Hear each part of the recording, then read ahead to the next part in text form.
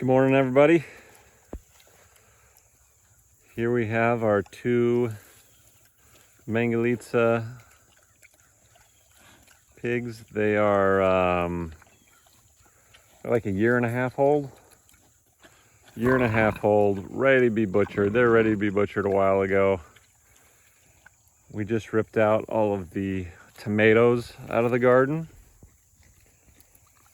And they're eating right now, but just a second ago, like, they got so much food in here that this is the first time I've ever seen them be picky. Of course, now they got that watermelon that my son just threw in, and they can't resist that. But yeah, so we're turning all these. The thing I love about pigs is we get to turn all of our garden scraps into bacon. And really excited to butcher these two this fall. One of them, we're going to donate half of it to our church. We have a fall festival. It's in the end of October, and going to do an all-day pig roast. So that's pretty exciting. I've never done that before, and I'm happy that I can do something like that for my church, because they mean a lot to me. Anyway, yeah, and then this year, man, I don't know if I've had much updates about the pigs, but this year I kind of got tired of taking them through the forest, so they've just been in this little pen since last winter, actually. So they've been in here almost a year. I pretty much killed this little oak growing in the middle, but that's okay. I think the future plan is that this section over here, we're gonna put in some semi-permanent fencing and make maybe like 6 paddocks, and rotationally graze the pigs through there with cover crops.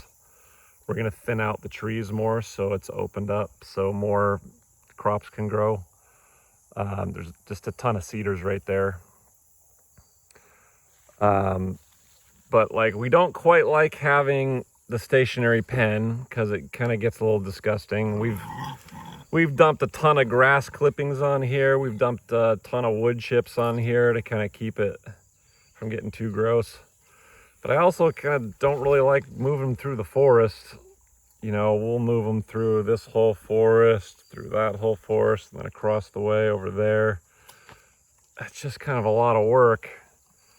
So we're gonna be doing something in between.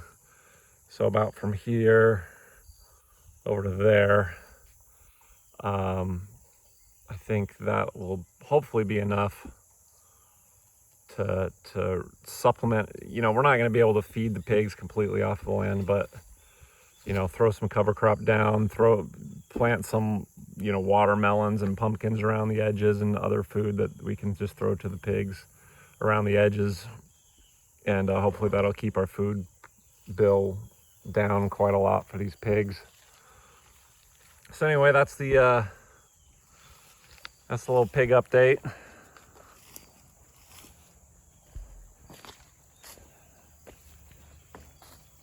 And these two are gonna make some fine charcuterie. If you guys enjoy the video, have a great weekend.